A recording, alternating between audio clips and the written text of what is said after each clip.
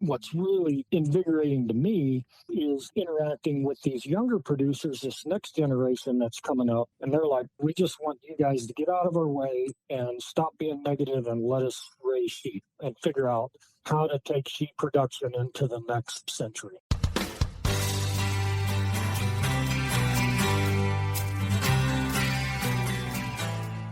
Well, that was a familiar voice to anyone in Montana's sheep industry. MSU Extension Sheep Specialist Brent Roeder. Brent joins us today to talk about the big celebration that's going to happen in Bozeman this summer. Not another national championship party, but the opening of the MSU Wool Lab. That is going to happen here, and we're going to dig into several other major sheep industry issues with Brent. He's just a wealth of information, so we're going to talk about the wool and lamb markets, dealing with drought, all the things that sheep producers need to know. I'm Colter Brown here on Next Year Country Podcast, and today, alongside Colton Young and Andy Schwab, we're also going to cover some of the pressures facing sugar beet growers. We'll talk about improvements to the farm safety net that will present some big opportunities for farmers. Of course, we're going to look at the cattle on feed report and all our other market updates. It all happens today on Next Year Country.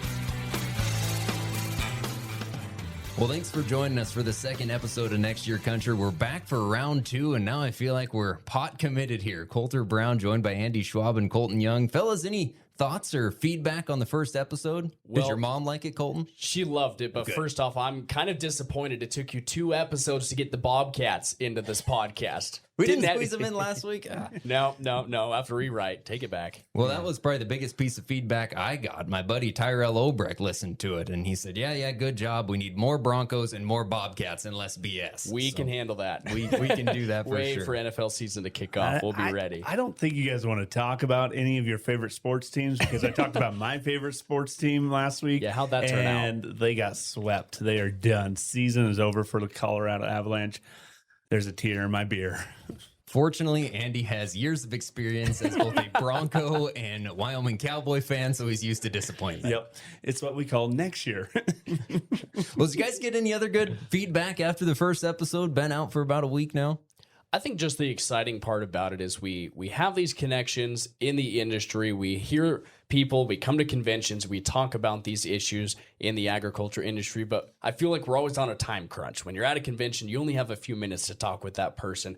Now we have a platform where we can extend that conversation, dive into the weeds a little further, and just pick their brain on a lot of these topics and kind of just go that next step further. And I think that's an exciting part. I know listening back to it, I appreciated the fact that we had Forrest on. We're able to go back, and that was a lot of the feedback I heard, is that they appreciate the extended conversation. Well, and one thing you learn doing these podcasts is don't forget your sponsor reads, which of course I already did. Forgot to thank our sponsor, but the Next Year Country podcast is brought to you by BNSF Railway. Agriculture drives Montana's economy, and BNSF Railway helps us keep it moving. We appreciate their partnership in delivering our grain safely and efficiently to the market. Thank you, BNSF. You know, there's a lot to this podcast stuff. People think you just come on and BS. That's how Andy does it. Yeah, shoot from the hip. Exactly what I like to do. But hey, speaking of shooting from the hip, we're going to be getting on the road here and shooting from the hip, talking with a lot of producers in the near future. Actually, Colton, getting ready to roll out to Montana stock growers. Colter and I will be at Wyoming stock growers next week. I'm really looking forward to hearing what these conversations are at some of these guys. As we talk later on with Brent Roeder, you're going to hear about there's the drought issue that is top of a lot of producers' mind. I'm pretty sure that's what we're going to be hearing a lot about it. Montana stock growers, Wyoming stock growers, you name it. I'm pretty sure there'll be an in-depth conversation about some exempt wells and water at Montana stock growers. Looking forward to seeing those discussions. But again, just those mid-year summer meetings, you get out and get to see people again after calves have hit the ground. We're out to summer pasture of what's there of it anyway. And so just a good opportunity to kind of reconnect here at the midpoint of the year. You bet. It is a busy time for us, but we'll get to do some of these podcasts out on the road and meet with more producers. So it should be a lot of fun to bring you some of those conversations. Yeah, let's head in, though, to this week's top ag issues. This next segment brought to us by Western Ranch Supply. Western Ranch Supply is Montana-owned and operated, proudly serving farmers and ranchers with quality products and trusted expertise for over 70 years. Trusted by generations because they are built by generations. This week's Ag Issues, we got to start off. John Hoeven, North Dakota Senator, joined over 100 other congressmen in sending a letter to the U.S. Trade Representative. They're asking for a Section 301 investigation on over quotas of imported sugar. Of course, Andy, you've talked a lot with the American Sugar Alliance in the last several months, and I know this was a conversation back in November when we were in Kansas City talking about sugar imports and how they're really flooding the domestic market, and it was a big key issue then, and now we're starting to see some congressional action take forth. Yeah, it's a huge issue for the sugar beet producers. Not the biggest crop grown for our territory, but certainly a very important crop for a lot of producers. I was just speaking to one of those producers from my hometown of Powell this last weekend at the pig races, and he was talking about how they had to replant, I think he said like 400 acres due to frost damage or freeze damage after planting, but that's just one little minor issue that they have is having to replant. But the bigger issue is the prices that they're lacking to get because of how much sugar is coming into the U.S.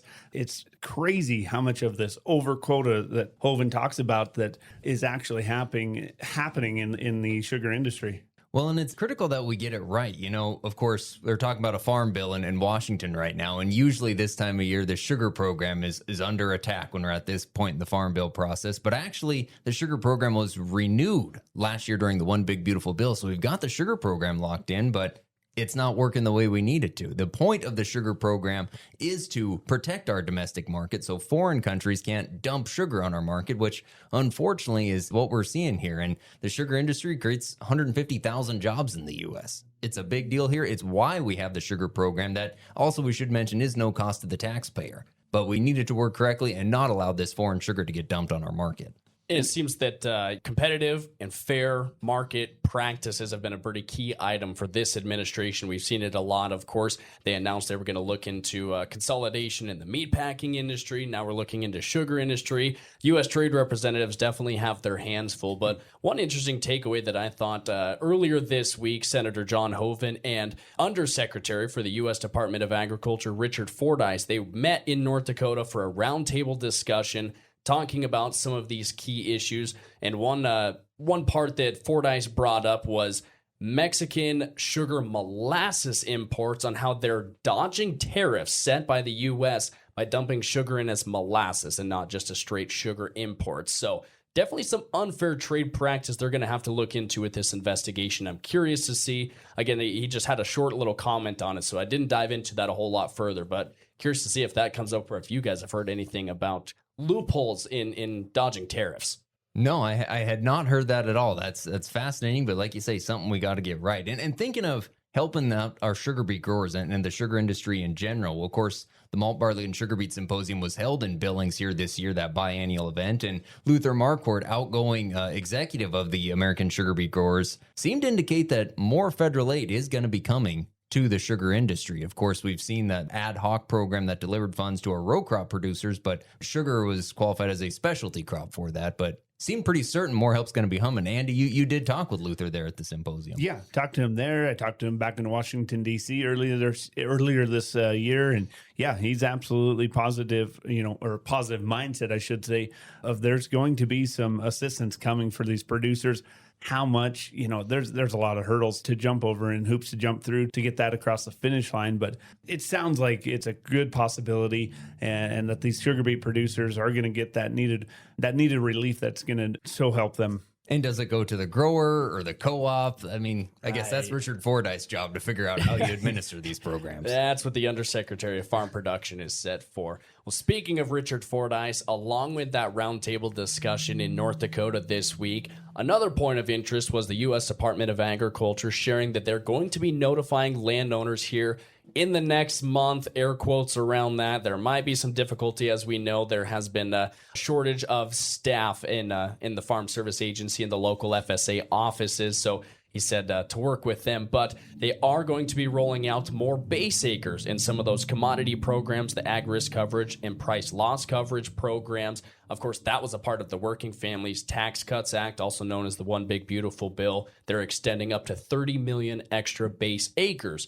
for this year. So landowners, they should be looking out for those notifications here in the upcoming weeks.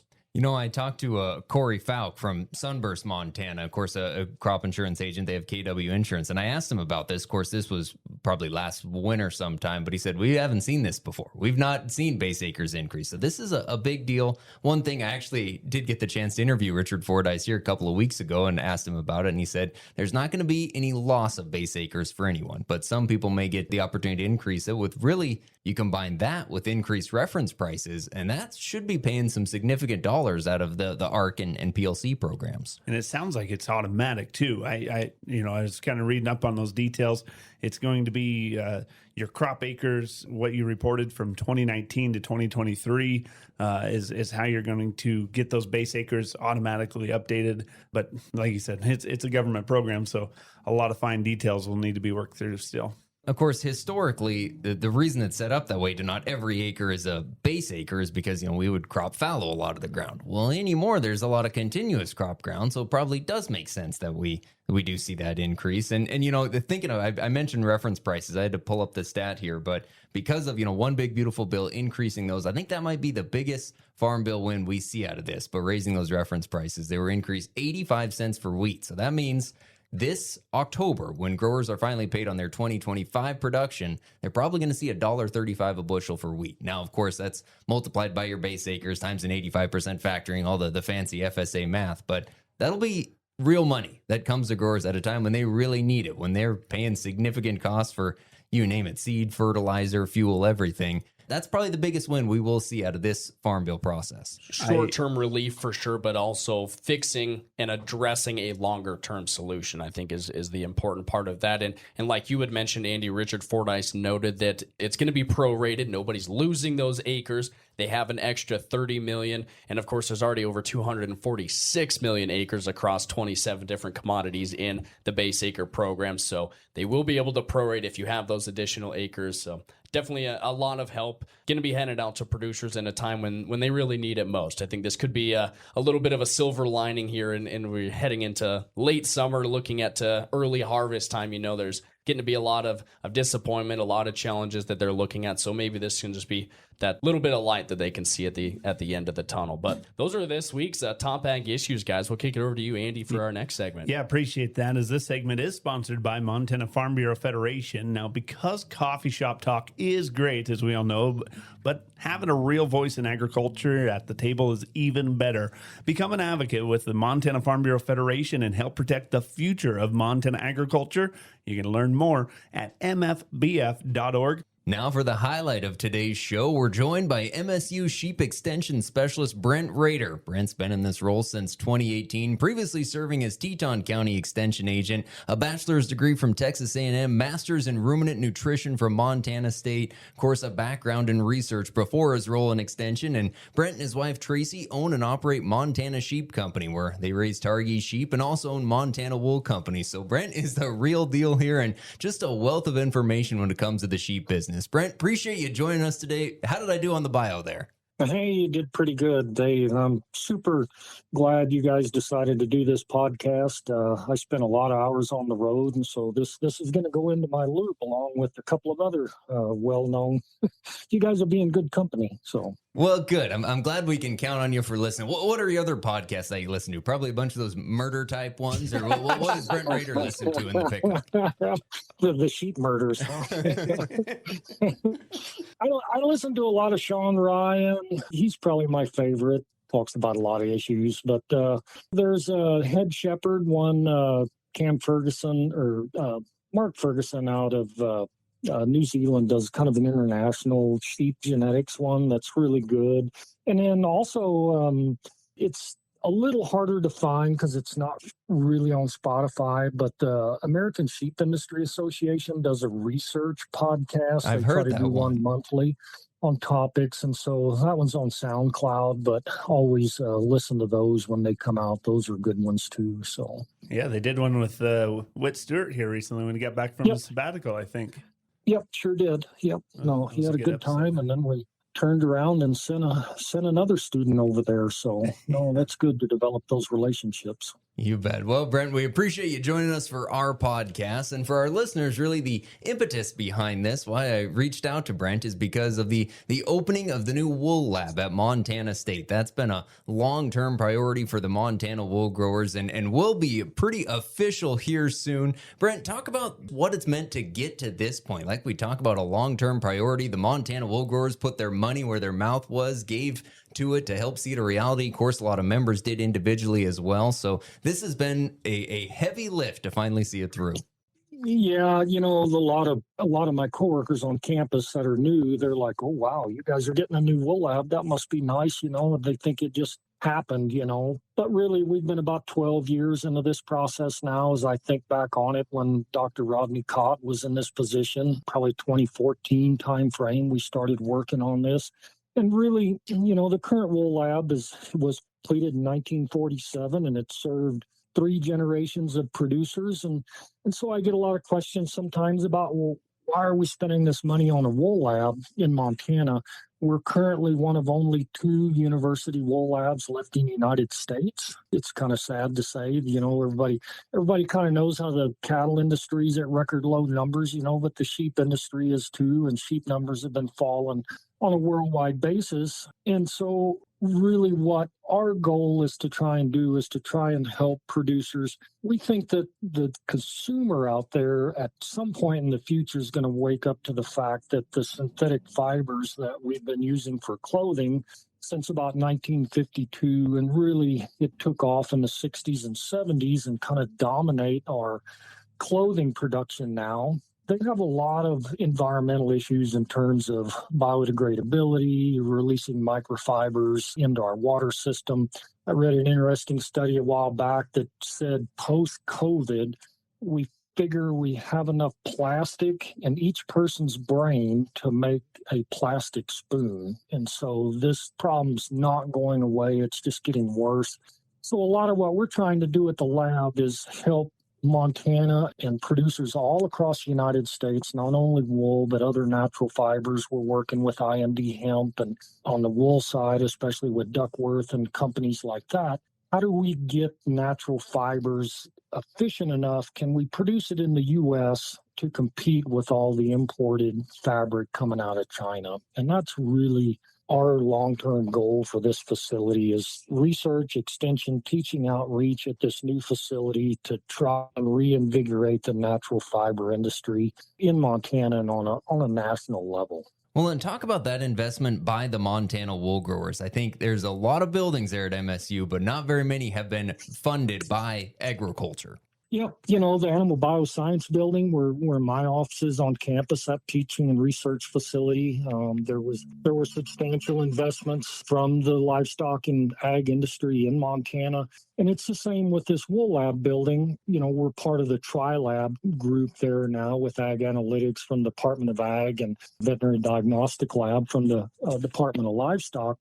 But wool producers and industry supporters had to raise about $1 million in private equity to match what the legislature put in. And so they really kind of, stepped up and decided this facility is going to be worth the long-term investment for their kids and grandkids. And so that's really where we're at now. Without those donors, we would not have anywhere close to getting this facility complete. Brent, when you talk about that next generation, like you said, some of your new coworkers coming in, and you might not understand the background and the legwork that went into getting here, but we're going to go in generations from now too with this wool lab, and folks aren't going to understand how much it meant to get into this new wool lab. But talk about just what it means for the producer. Why should a producer be so excited that we're getting a new wool lab in Montana? And as you mentioned, only one of 2 in the nation. What's interesting is if you know the history of what I would call the fine wool sheep production system in the United States, it started in Vermont and then it moved to Ohio. And it was in Ohio probably until from the late 1800s to the early 1900s. Then it shifted to Texas, New Mexico. It was down there probably until the 1990s. And right now, the epicenter for fine wool production in the United States is Montana Wyoming and western South Dakota. And a lot of that, I like to say, is because of the wool lab, which anchors it in this area. I mean, we run almost all of the tests for purebred breeders, like the Montana ram sale. We run tests for the Wyoming ram sale, Newell ram sale. And so just having that facility available for our purebred breeders that are then selling rams to commercial producers really anchors that fine wool industry. And so why is that fine wool industry important? A lot of this wool goes directly into our military program in terms of military uniforms and shirts and socks and things of that nature. And that takes a special type of wool that basically takes generations to be able to produce. And so our producers really are very proud of the fact that a lot of their wool, if it's not going into military, a lot of it's going into, a value-added process that's trying to reinvigorate, wool manufacturing here in the United States. There are a couple of companies out there trying to do that. It's very difficult right now, but if somebody doesn't step up and start, nobody will follow. So. And I think a big part of that, Brent, and I'm sure you're probably seeing it already, is getting this process underway, knowing that the finish line is just right around the corner. You're seeing the excitement from the Montana wool growers, of course, industry professionals across the state. But what about the students? What about that next generation of leaders? Are you already seeing the excitement and the optimism, even though the building's not even open yet and they haven't had that opportunity to utilize it yet? But I'm sure there just has to be a lot of excitement around the corner. Yeah, I probably had 5, 6 students this summer that wanted to come work at the wool lab, expecting that we were going to be open, and up and running, which we will be at some point. But we do have we have a student from Rachel Frost's Dan Scott management, ranch management program. She's at the lab right now working. We have a couple of other students that are interning, kind of doing summer credits, doing some research there. And so they're pretty excited about the prospect too of being able, that was really what always kind of anchored. I mean, when you look back through history, a lot of the industry leaders in Montana with Montana wool growers and outside of that, a lot of them worked at the wool lab, and got that hands-on look at research and what that value-added process supply chain kind of looked like. That's really what invigorated a lot of our current leaders back when they were students at MSU, and we're hoping to definitely rebuild that structure. So.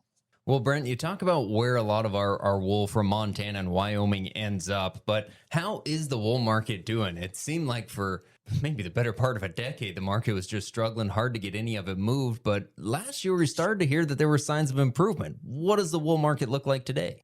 The wool market is at least doubled in the last 2 years. And so, wool is a global commodity. It's traded just like beef and lamb and every other commodity on a worldwide basis, even though the industry is fairly small now in the U.S. You go to Australia, when we were down there a couple of summers ago, I mean, we were talking to wool warehouse managers that said, well, we have 3 growers that bring in a 1,000 bale clip, which those bales each weigh about 425 pounds. So you're almost 500,000 pounds of wool from 3 different growers. But it seems like the foreign market has picked up a little bit. I don't know if there's starting to be some blowback on kind of the synthetic deal, and this younger generation that is starting to consume more lamb is starting to look for more sustainable clothing options, whether that be hemp or cotton or wool or whatever it is, something a little more natural. But we've definitely seen a shift in the market. Like you said, it kind of perked up a little bit last fall, but it's definitely moving right now. The market is good. Demand is good. It's just nice to see. It's one of the things that people tend to forget is, Mike Rowe in one of his podcasts. Most people know Mike Rowe from the Dirty Jobs, or he's the voice on Deadliest Catch, but he's got a pretty decent little podcast too.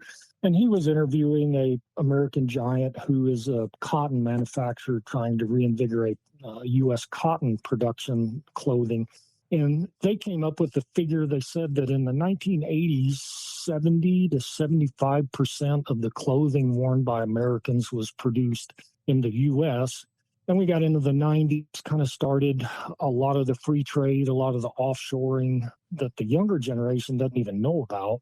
Now we are producing less than 2% of the clothing Americans wear in the United States. And so there are some very dedicated people out there that are trying to fix that. I don't know that we'll reclaim all of that market share, but I do think that there is a certain segment of our society from the consumer standpoint that really would like to buy American-made natural fiber products again. So I want to segue off that a little bit too, Brent. We think of wool and we think of clothing, and some might, if you're, of the not so younger generation, like I'm getting into myself, but, when you first started wearing wool, it was coarse and it's just itchy. But wool now, as you talk about the clothing textile industry, it's smooth, it's easy to wear. But there's also other uses for wool. I think I saw ASI posted something the other day talking about how there's wool blankets for fire suppression during the wildfire seasons that you can throw over your house to kind of help protect some buildings and stuff. But what would you say maybe is one of the most unique uses of wool that you've seen over your years? Well, I think it still comes back to the clothing standpoint. When I talk to like middle school or high school students, I said, we were amazed by wool as human beings for about 9,930 years, and it's only been in the last 70 years that synthetics have come in. And so we really lost our appreciation and our amazement for the fiber that, we send these sheep out and they consume a forage product that we as humans can't consume. They produce meat and milk, and they also grow this wool product that we sustainably harvest it on a yearly basis, and you can make all kinds of products out of it. But most of the wool we're producing now is not the wool that our grandparents produced, and the lab really helped define or change that with some of the equipment that we have, specialized equipment. We can actually sit on the shearing floor, run with the world-class shearing crew that's shearing, say, turning out 180 sheep an hour, so 800 to 1,000 head a day. And we can class each individual fleece as it's coming off the shearing floor and tell the producer, this fleece would be great for next to skim. This fleece would be great for a mid-layer type. This fleece is a little coarser. You're going to have to use it in socks or outerwear. And so that's some of the technology the lab has that some of our producers are using extensively. But there are getting to be a lot of interesting uses. The New Zealanders have kind of deaminated wool. So they'll clean it, they'll break it down into amino acids, and they'll make a clear burn salve out of it for burn victims. They're starting to use wool in like instead of fiberglass. So you can also in New Zealand buy wool coffins that are biodegradable. We're just kind of scratching the surface of it. And then of course, most people have probably heard of wool pellets, which is taking that low value wool, either really coarse wool or dirty wool or wool that has a lot of hay in it, running it through, which is really similar to an alfalfa press mill, make a wool pellet. They can use that in a garden setting or a potted plant setting. We're partnering a little bit with the Central Ag Experiment Station, research station at Moccasin, and they're looking at how the addition of wool pellets to soil changes the microbial profile, which we know it does. We just don't know what specific microbes it's actually changing. And so hopefully we'll continue to do more of that work into the future. Well, Brent, it really struck me at the Montana Wool Growers Convention in December, just the level of optimism from producers. Certainly the wool market helps with that, but I don't think I'd ever seen just people that excited. And it's a pretty friendly crew that's always excited to get together. But I think a big part of that has to be what we're seeing in this lamb market. I mean, I was looking at the sale at Pays last week, and we seemed 20 to 30% higher in these lamb prices. Talk about what we're seeing on the lamb market side. Yeah, the lamb market is, like the beef market. It's been good for producers. A lot of producers have been able to finally do some estate planning or some long-term improvements on places in terms of bringing facilities back up to speed like they need to. Hopefully, most of them are taking a family vacation because, it's kind of been a long haul since the COVID years. Everybody just had their head down and working hard. But the lamb market it's been an interesting, one of the things that COVID really highlighted, and I think the American Lamb Board did a good job of figuring this out and targeting that change that they saw. We traditionally thought of the U.S. lamb industry, especially in the western states, as these kind of what we'd call mountain lambs, come off the Forest Service allotments in the fall, like in October. Then they get sent down the Imperial Valley, overwintered down there, brought back to Colorado, put in the feedlots for a month or two, depending on the size. And then they'd be harvested. And really what they were trying to do was hit that large saleable rack, that centerpiece for the white tablecloth, the restaurants. And COVID hit. Obviously, you guys know this, it's like every restaurant, most of them shut down. And so that portion of our industry, which we really thought was what was driving our industry, just completely evaporated within a month. And so the industry had to really scramble and retool. The market really collapsed hard. And then a couple of companies like Superior Lamb really doubled down on putting a retail processing line in. So prior to that, mostly we were harvesting these lambs, selling them as carcasses. Then they went to a breaker, wholesaler. There was about 5 middle people in between the harvest facility and the retail sector. And so it was a fairly inefficient system. And COVID really forced us as an industry to look at that and say, we really need to start focusing in on the retail side, but also on the ethnic side. And I think the main thing that came out of COVID is that probably our biggest consumer of lamb in the United States isn't the restaurant that's just buying a few high-end products. It's really that ethnic community that is out there eating either lamb or goat pretty much every day, or at least for a lot of the holidays in particular. And a lot of these markets the last couple of weeks have been driven by those ethnic buying sprees for the different feasts that they have. So with that restored level of profitability, the improved optimism, do you think, is the sheep industry poised to grow? I mean, for the longest time, we've been talking about the industry getting smaller and smaller over time, but is that going to change? Man, that's a good question. That's the $64,000 question I ask myself as an extension specialist, and I've been in this position since 2018, and it's just like, we've been losing sheep numbers since, in Montana since the 20s, but on a nationwide level since 1947, somewhere in there, right around 1943 during World War II. I mean, sheep numbers have just been dropping.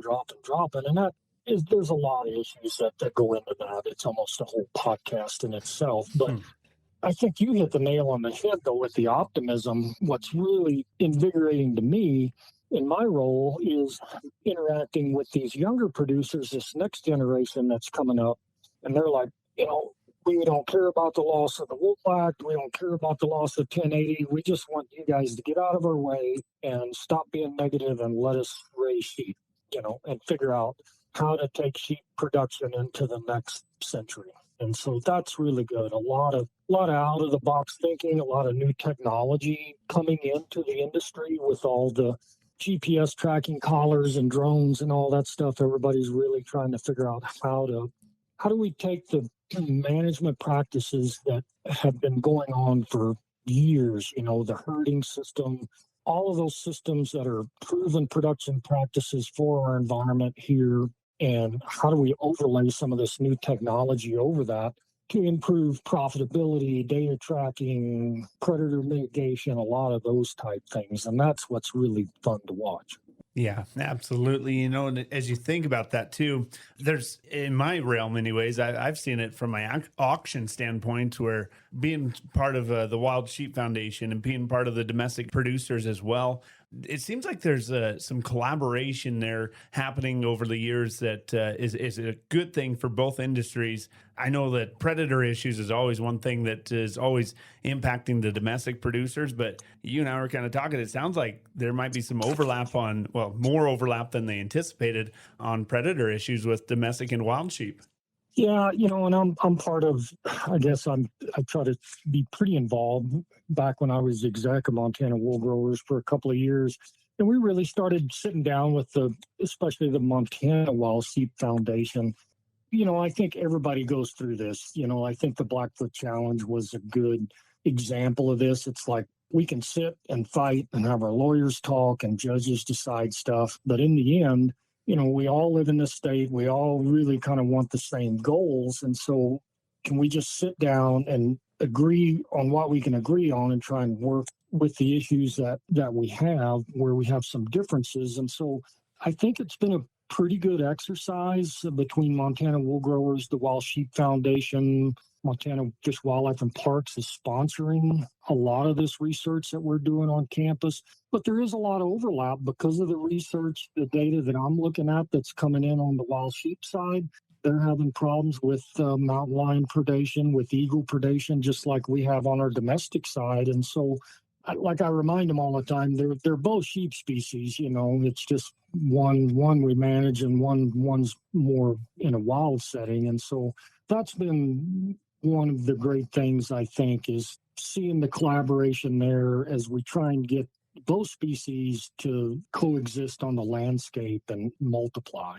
Well, Brent, I appreciate you sharing so much optimism today with the wool lab, the wool and lamb markets. But I do think before we go, we do have to recognize the reality of what 2026 is shaped up to be like in Montana, battling drought across a wide swath of the state. I mean, what are you hearing from producers? What can they do to get through a year like this? Yeah, and there's always got to be a Debbie Downer in the group. His name is Colter Brown this time. I'm the one that usually gets that label, so it's just kind of never ending, isn't it? It's just like, oh my goodness, if it's not one thing, it's another. Prices, just inflation and the cost of fertilizer, but the drought deal is, I don't know. Everybody says the weather's crazy, and I tend to go back and blame it on that Tonga volcano that erupted in 22, I think it was, and it instantly increased the water vapor in the stratosphere by 10% or something. And so there's these large pools of water vapor in the stratosphere that are circling around and kind of messing stuff up. But I don't know. Yeah, it's definitely dry, here at Fairfield at our place. We were just in western Montana yesterday, and it looks really good over there. But as you get further east, it's still not good. It's, I think 70% of our grass growth should have occurred by the 1st of June and 90% by the 1st of July on these northern Great Plains ranges. And if I'm supposed to have 70% of my grass growth looking out the window here, we're in real tough shape. And so it's going to be an interesting situation moving forward. I did put an article in the Wool Grower that should be out here fairly soon, just discussing options, early weaning on the lambs. And really, the lamb industry's changed a lot because of the ethnic market, and so early weaning now is a viable option. It used to be, I think the calf market was kind of the same way. Everybody wanted bragging rights, I weaned 100-pound average on my lambs, That's not really what the buyers want anymore. They really want those lambs to be 80 pounds, 75 pounds and under. So that gives them a couple of different options to go. Am I going to go the traditional market? Am I going to go the ethnic market with these lambs? Just a few more options at that lighter weight. And so early weaning is definitely a good option, especially when you're starting to run out of feed. I'm probably a little more concerned on, the central and western part of the state in terms of where we're going to get our hay moving forward. Fertilizer costs out, just went through the roof. And so I don't think a lot of fertilizer was put down on top of the fact that we're not getting any rain and we're in a drought condition. So supply is going to be way down. Western Colorado, Utah, Idaho have been in drought, Nebraska, Kansas are in drought now. So where are we even going to source this hay from? Probably maybe North Dakota or Saskatchewan, but, we'll have to see what fuel prices do. It's going to be pretty tough bringing it in right now unless fuel prices come down. And so there are definitely some options out there. But I encourage people, if you're at all in doubt, just early wean those lambs. If they're still pretty small or get that heavy insole, take that lighter in, put them on some feed, any kind of feed you can find. There'd be some cull peas and stuff like that this fall to get them on feed and just get a little more weight on them up to a marketable size and then get them moved. Well, Brent, I appreciate those insights and advice. I think that's good things for guys to think about because that's what we're facing. But thank God we do have some opportunities in this business and things are largely looking up. So thank you so much for joining us. A lot of great information we get to help share with folks. Well, I appreciate you guys. You guys do a fantastic job. I tell everybody it's pretty amazing. The farm broadcast network that we have here in Montana is second to none in the nation. I listen to a lot of worldwide podcasts, and yeah, you guys do a phenomenal job, and just keep up the good work. And appreciate all the hard work and hours that you guys put in. It's a big sacrifice that a lot of people don't see that on the backside. They just, you guys are out partying every weekend during convention season and bull sales. And no, it gets a little tiring being on the road, I can tell you. So, but thank you guys. Thank you. You bet. Thanks a bunch, Brent. We didn't even have to pay him to say that, folks. Brent, we will catch you down the road. I know it's a busy summer, and so hopefully we'll see you at one of these events. Thanks a bunch. Yep. You guys let it rain. We'll talk to you later. Well, that's Brent Roeder, MSU Extension Sheep Specialist. And we should mention for our wool growers coming up here in June, the 18th through the 21st. Of course, the Montana wool growers will have their annual summer camp out. Of course, that's going to be in Bozeman, getting ready for the new wool lab opening. But also there will be a range sheep school in Bozeman. That'll be based at the Red Bluff Ranch Research Center. So good opportunity for our wool growers to get some tools that they can utilize to not just survive drought, but to stay successful in this complex industry. You bet. We're going to head to our last segment for today. These podcasts just fly by, but our market segment for this week is going to be brought to us by Two Gun Western Apparel. At Two Gun Western Apparel, the roots of cowboying run deep in every hat or garment that leaves the shop right there in Joliet, Montana. Whether it's new Western trends or custom-designed clothing, Two Gun Western is your go-to source for high-quality, Montana-made apparel. Visit twogunwesternapparel.com to order your new styles today. Andy, let's talk about the markets. We had a big cattle on feed report that had a rather effect on the cattle futures board. It was interesting. This cattle on feed report had the reverse effect, if you will, the adverse effect. They sold off the markets to begin with, fearing that the cattle on feed was going to be more bearish than what it was. And so the impacts came before the release of the report, and then it come out and then it actually turned around. Now, possibly that was due to the long weekend, because that cattle on feed report may be considered pretty bearish, because the main figure that we were putting a particular eye on was the cattle placed into the feedlots during the month of April. That had a 13-point guess of where it's going to land. Some pre-report analysts thought, we're going to be 5% lower than 2025 levels. Some analysts thought we were going to be 8% higher than 2025 levels. So a huge swing of where this placement number could be. When they released the report, it showed that it was up 6% from last year at 1.7 million head. The one thing I found interesting, though, on that, guys, was that the cattle placed into the feedlots under 800 pounds, you break them down by 600 pounds, 700 pounds, 800, 900, and 1,000 pounds on this particular report. In the 6, 7, and 800 pound classifications, each one of those saw a 20,000 head increase year over year. And that's probably largely due to the drought that we're seeing across much of the Western U.S. Yeah, I think so, Andy. I think that was what the report was largely anticipating, was these increased placements because of the drought that's causing cattle to come to town earlier. So I don't know how shocked the market should be by this, but it was bearishly anticipating it. But then you look what's happened since that report's come out. We've gained back several dollars. So the market's volatile. We know that, and it's probably going to stay that way for a while. I hope it's not a big cause for concern to see a bearish cattle on feed report like that. But it was the first time inventory had been up, and I see 18 months.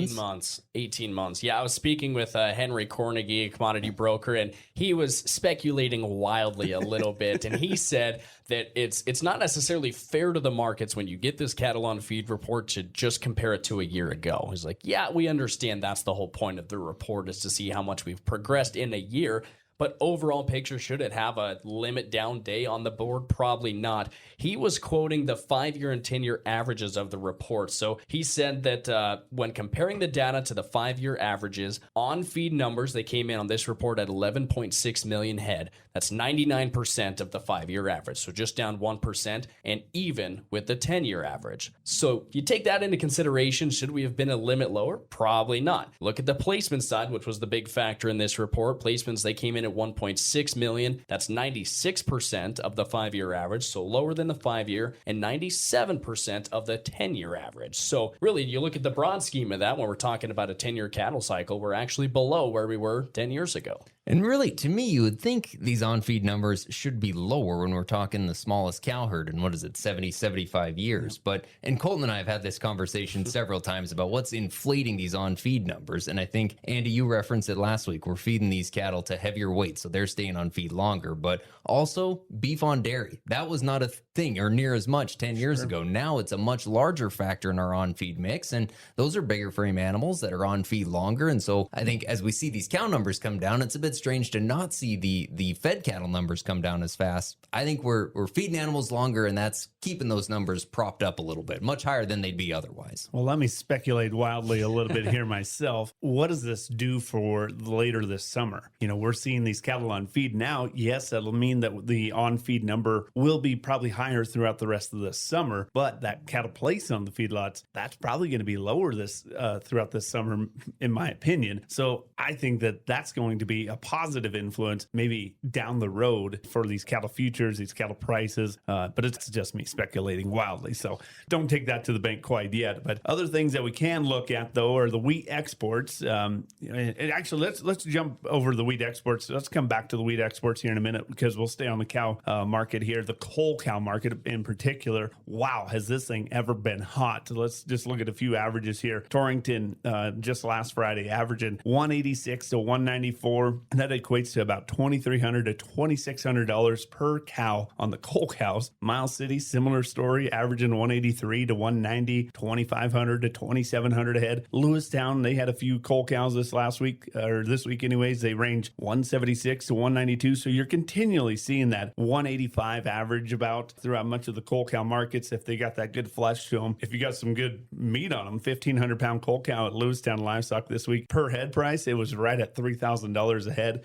I know it's like you mentioned, Colter, it's a seven decade low inventory level, but I don't know. It seems to me like these cull cow prices would have pulled back a little bit at this point, but I haven't seen it yet. I think the increase in drought that we're seeing this early is having a big effect. Of course, we've all talked a lot about, are we going to see that herd rebuild? Have we started to see that? We thought we saw it in that quarterly cattle on feed report. I think the summer drought is going to put a halt to that, but you can't blame the producers right now. All those factors are in place for them to make those hard culling conversations. If you don't have the grass, that's kind of your answer right now. You're looking into those summer months. If you don't have the grass for those cattle, you need to take them to market. And why wait when you're selling them for $2,300, $2,500 when 5-6 years ago I was buying 4-H cows to get a calf for $800 at the sale barn? I mean, you can't blame them. Well, I don't think there's any chance anymore that we grow this herd in 2026. I think the drought has gotten too intense, too fast. I mean, wildfires that we were having this spring, we just don't have the grass to do it. 8 out of the top 10 beef cow states in the country are facing drought right now. Yep. That's a lot of cattle that just don't have anywhere to go. And so, yeah, we are seeing a higher number of cows being culled and marketed this year. So it is a bit surprising to see the market stay so strong. I think the reason for that is pretty simple. Americans love hamburger. Mm-hmm. And the demand for lean 90s trim is at near record levels. And so that's encouraging the price to stay up there. We're seeing these values for cows that we really wouldn't think we would. And you go back the last couple of years, this cow market's been pretty seasonal, what we would expect. Now, the price levels themselves much higher than we would expect, obviously, but we would expect this cow market to probably trend steady to maybe a skosh higher through the summer before dipping down in the fall like it typically does. I think it'll maintain that trend, but boy, it's as much as you'd ever seen a cow get, or even these 2-year-old heifers. Ain't very often you see one sell for less than $3,000 right now. Yeah. Well, like you said, it's a consumer-driven market. The demand is record high for lean beef, and we don't have the supply for it. So I think that's going to hold the value up here for at least for the near future. Well, here's another thing that I want to point out. We'll jump over to the wheat exports here. The inspections that you see from the USDA report, to put these out on a weekly basis, the wheat export inspections, they're up 10% year over year. The marketing year is actually coming to a close at the end of this month, and so we're going to see a new marketing year stats start coming out. But really, the USDA's goal of 910 million bushels of wheat exported is going to be surpassed, is predicted to surpass anyways at 921 million bushels. So always good to come in over your goal. But the thing of it is, are the sales. The sales are the ones that are coming back because the wheat prices have been doing so well as of lately that now, unfortunately, the wheat prices have kind of outpriced themselves to world competition. I think they're down 40 or 50% in a week over week comparison, it seemed like. Yeah, and if you go back to I think January or February, our exports were running I think 20+% above last year. So that has certainly come down in the last quarter of the marketing year. And easy to point to why. Once the situation started in Iran, that spiked the wheat market as it started to follow pretty closely with crude oil. And then you tie that into this idea that we've got reduced wheat acres in the U.S. this year, and now we're battling drought. So yeah, our wheat stocks are coming down, and suddenly the U.S. has the highest price of wheat, which we love, but it makes it pretty tough to compete on the global market. So the next marketing year, I think, is going to be extremely interesting to watch and to see how that affects U.S. wheat stocks, because that's really about the only way we can see the price improve ever is by decreasing stocks. And we've done two of the things that we have to do to pull those stocks down: decrease acres, decrease production. But if we can't move the grain overseas, that's going to be a problem, and just another thing to challenge our wheat price. So hopefully we'll see world prices increase and not U.S. prices come down. A big part that we're going to watch here as we enter the new marketing year for wheat is, like you had mentioned, Colter, we saw immediate effects from the war in Iran, the closure of the Strait of Hormuz, but it's going to be on the other hemisphere as they're kicking off their season. What are those long-term effects going to be? What's their supply? What's their production going to look like? That, of course, will also play into how U.S. wheat prices itself, but it's going to be interesting to watch here as we get through the summer and then start to look at what the winter wheat conditions do when we near harvest season, but it's going to be interesting. You bet. Well, thank you for joining us for this week's episode. Again, please subscribe wherever you get your podcasts. Of course, you can find them online as well at northernag.net/podcast. We appreciate Brent Roeder for joining us. Just, again, a wealth of information and some good to share some optimism in this business right now. Next week, stay tuned because we're going to be producing the show live on the road. Andy and I are going to be in Cody, Wyoming at the Wyoming Stock Growers Convention. My old stomping grounds. Things could get a little bit fun. Wild. I'm fully expecting to walk into a bar and someone point right at Andy. You out. Coming live from the Irma Hotel. Yeah, exactly. Well, again, thank you for joining us for Next Year Country. For Andy Schwab and Colton Young, I'm Colter Brown. We'll see you down the trail.